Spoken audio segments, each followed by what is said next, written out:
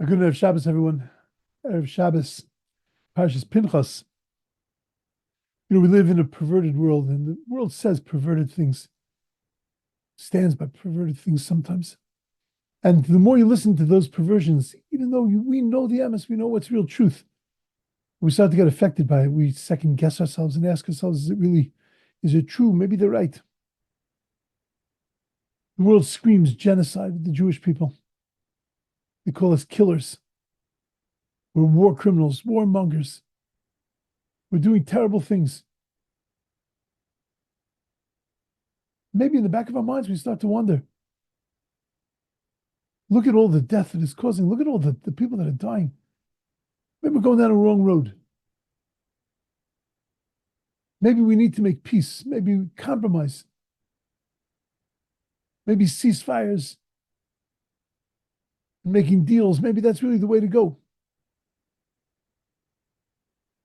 And then we open up the Parsha.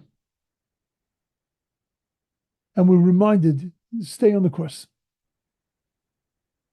Because when Pinchas did what he had to do, to kill an offender, a public offender, and to remove evil mamish from the world, so HaKadosh Baruch Hu rewards him with the bris of Shalom.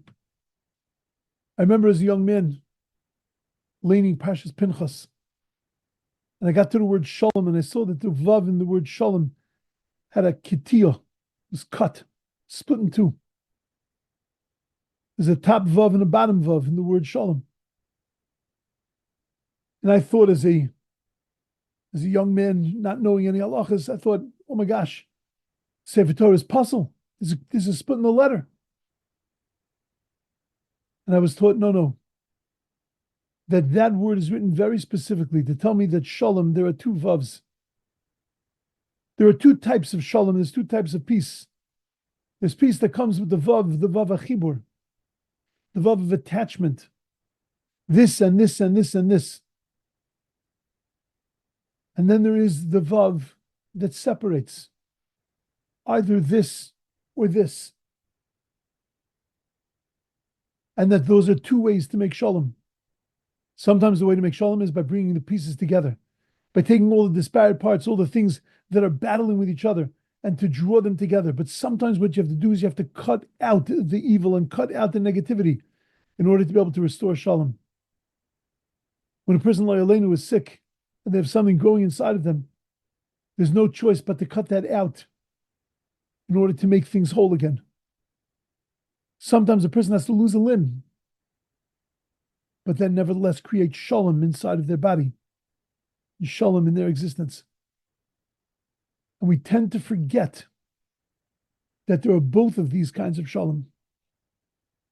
In Bereshis, when we talk about Machloikos, and we talk about two different types of Machloikos, we talk about Machloikos that's between light and dark, and Machloikos that's between Mayim L'Mayim, between water and water. Machloikos is between water and water.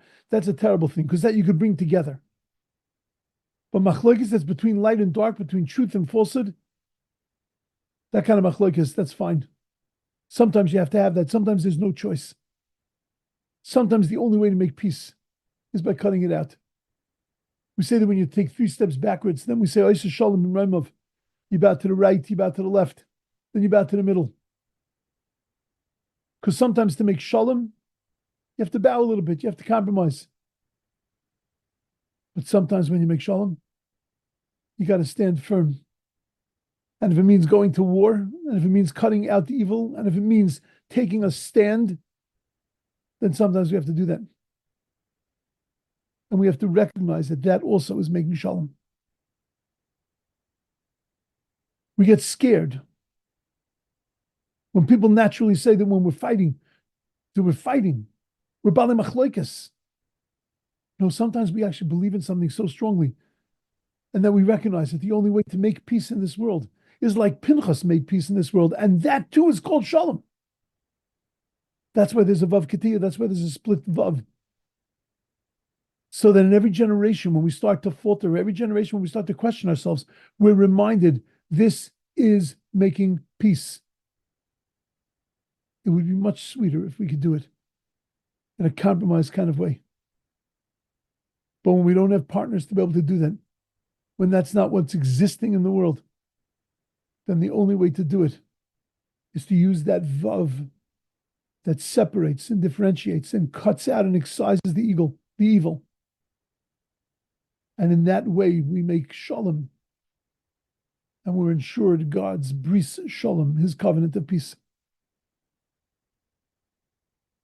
It's true in every aspect of our lives.